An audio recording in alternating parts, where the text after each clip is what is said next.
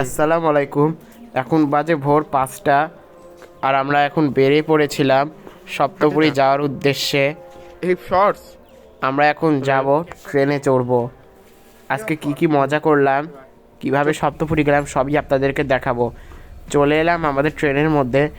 Train এখনও ছাড়েনি, আবার কোনো আত্মীয় আসেনি বলে আমি বিরক্ত হয়েছিলাম। দেখতে পাচ্ছেন যাত্রীরাও অনেক বিরক্ত হয়ে গেছে। দেখতে দেখতেই চলে আসলো আমার মামি, আমার মামাতো ভাইরা এবং আমার অনেক আত্মীয় স্বজনরা। দেখতে পাচ্ছেন এখানে আমার মামির পাশে আমার নানির বোন রয়েছে। দেখতে পাচ্ছেন নানির কত হাসি।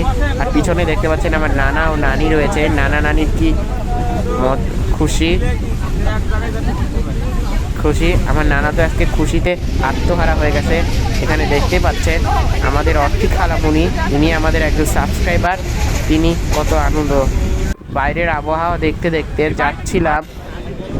যেতে যেতে এক পর্যায়ে স্টেশনে নেমে সপ্তপুরীর উদ্দেশ্যে চলতে থাকি। দেখতে পাচ্ছেন সপ্তপুরীর ভিতরে ঢোকার রাস্তাটা কত সুন্দর ফুলে। এখানে দেখতে পাচ্ছেন নৌকা চলছে। আমার এটা করা হয়নি কারণ আমরা সময় পাইনি। আমারও করার ইচ্ছা ছিল অনেক। দেখতেই পাচ্ছেন নৌকাটা কিভাবে এখন চলে আসছে। এখন আমরা চলে এসেছি সপ্তপুরীর চিড়িয়াখানায়। দেখতে পাচ্ছেন ইন্ডিয়ান ময়ূর। এই ময়ূরগুলার মধ্যে একটি পুরুষ ও 2টি নারী রয়েছে। এখানে দেখতে পাচ্ছেন ভিক্টোরিয়ান কবুতর।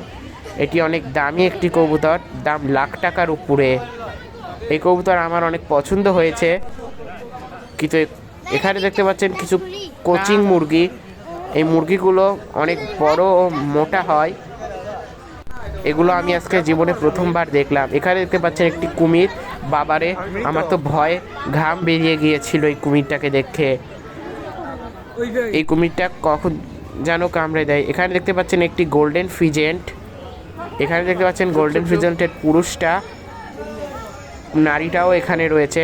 এখানে দেখতে পাচ্ছেন গোল্ডেন ফিজেন্টের ফিমেলটা। এখানে দেখতে পাচ্ছেন সিলভার ফিজেন্টের মেল ফিমেল। এদের মেলগুলোর লেজ একটু বড়। এখানে দেখতে পাচ্ছেন গয়াল, অনেকে বনগরু বলে। এই গয়ালগুলো এখানে অনেকগুলো রয়েছে। এখানে দেখতে পাচ্ছেন গয়ালের একটি বাছুরও রয়েছে। এই বাছুরটাকে দেখে আমার মন জুড়িয়ে গিয়েছিল। আমার দেখে এই বাছুরটিকে সাথে করে নিয়ে আসতে ইচ্ছা করছিল, কিন্তু এরা দিবে না।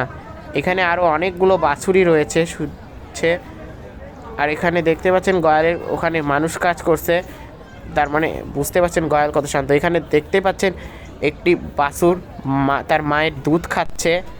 এটা দেখে আমার মন জুড়িয়ে গেছিলো। এটা হয়তো আপনারাও শর্টসে দেখেছেন। দেখতেই পাচ্ছেন বাছুরটা কত দুষ্টু এবং মিষ্টি। এবার দেখতে পাচ্ছেন অনেকগুলো বাজরিকা ও লাভবার্ড। এদেরকে দেখে আমার রোজেলা মালাইকা নিয়েরো রুফের কথা মনে পড়ে। ওদেরকে যদি নিয়ে আসতাম, কিন্তু আমার ওদেরকে নিয়ে আসা হয়নি। ওদেরকে আমরা বাড়িতেই রেখে এসেছি। এখানে দেখতে পাচ্ছেন হরিণের খাঁচা। দেখতেই পাচ্ছেন কতগুলো হরিণ। এগুলোকে বলে চিত্রা হরিণ। বর্তমানে এগুলোর অনেকগুলো বাণিজ্যিক খামারও রয়েছে। এখানে হরিণের একটি বাচ্চাও রয়েছে। দেখতে পাচ্ছেন একটি পুরুষ হরিণ, শিং কত বড়, বাবারে। এখানে দেখতে পাচ্ছেন একটি বাচ্চা হরিণ তার মায়ের পিছন পিছন যাচ্ছে। বাচ্চা হরিণটা দেখতে অনেক কিউট। আপনারা কারা কারা সপ্তপুরী গিয়েছেন কমেন্টে লিখবেন। দেখতে পাচ্ছেন বাচ্চা হরিণটা ক্যামেরার দিকে কিভাবে তাকাচ্ছে। এবং এবার দেখতে পাচ্ছেন পৃথিবীর সবথেকে বড় পাখি, উট পাখি। বাবারে কত বড় একটি। এদেরকে জবাই করলে যে কত মাংস হবে তা আপনারাই কমেন্টে বলুন। আমার তো দেখে ভয় ঘাম উড়ে গিয়েছিল যে আবার উড়ে এসে আমাকে হত্যা করে নাকি। উট পাখিটা দেখতে পাচ্ছেন ব্লগিংয়ের জন্য কত পাগল হয়ে গিয়েছে।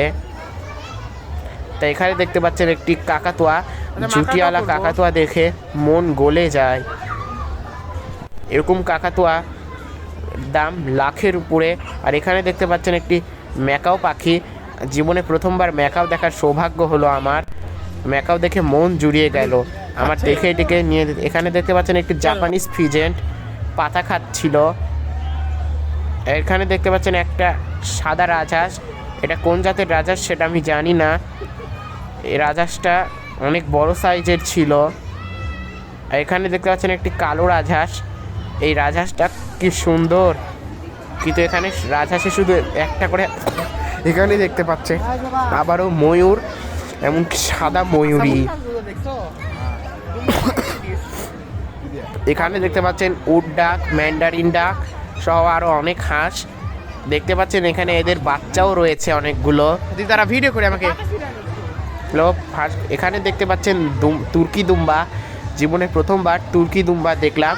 বিশেষ করে এখানে এই বড় পাঁঠাটা দেখে আমার মন জুড়িয়ে গেল। এরা হাইটে অনেক বড় হয় এবং এরা খুব ফ্রেন্ডলি।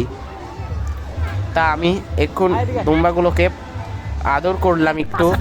আমার দুম্বার একটা বাজার মূল্যই লাখের উপরে। দেখতেই পাচ্ছেন পিছন দুলাতে দুলাতে যাচ্ছে এবং আসছে।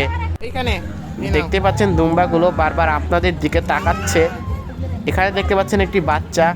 আমি তাকে আর তার বাবাকে পাতা খাওয়ালাম। বাচ্চাটা কি মিষ্টি। আমি বাচ্চাটার মাথায়ও হাত দিয়ে আদর করে দিলাম। বাচ্চাটাকে এখানে দেখতে পাচ্ছেন সুগার গাইডার। এগুলোকে অনেকে উড়ন্ত কাঠবিড়ালিও বলে। আপনারা অনেকে এটিকে চেনেন। জীবনে প্রথমবার আমার সুগার গাইডার দেখা হলো। আর এখানে দেখতে পাচ্ছেন গিনিপিগ। গিনিপিগ দেখেই আমার সেই গিনিপিগগুলোর কথা মনে পড়ে, যেগুলোকে আপনারা আমার একটি ভিডিওতে দেখেছিলেন। এখানেও দেখতে পাচ্ছেন আরও গিনিপিগ রয়েছে। আর এখানে দেখতে পাচ্ছেন সজারু। বাবারে, পিঠে কি কাঁটা! আমার ভয় করছিল যে এরা কখন কখন কাঁটা ছুঁড়ে দিবে, কিন্তু সজারু আসলে কাঁটা ছুঁড়ে না।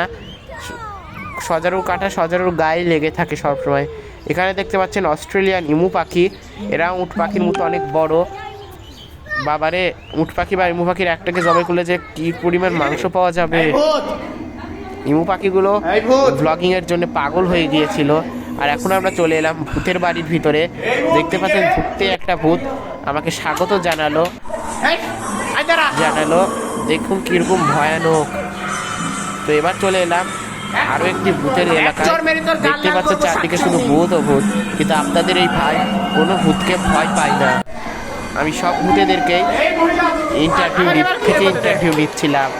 এখানে দেখতে পাচ্ছেন একটি পেট মোটা ভূত নি।